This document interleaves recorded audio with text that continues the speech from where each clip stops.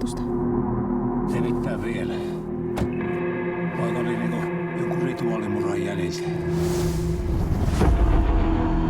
Mä luulen, että Aapo tiesi, että sille sattuu jotain. Siis tässä on tämmöisiä tehtäviä.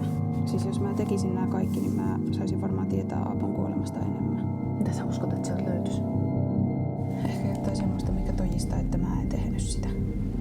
Olen vain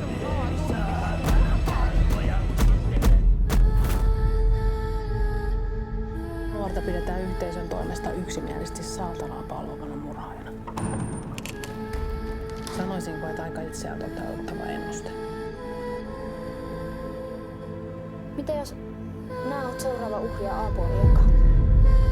Tietysti tämä yhteisö on siinä paljon hyvääkin. Mitä vittua sä Lukka teet täällä?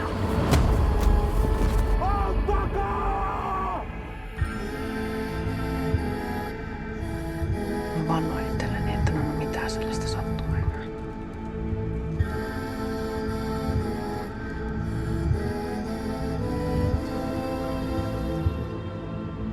Tuukko tänne juttelee?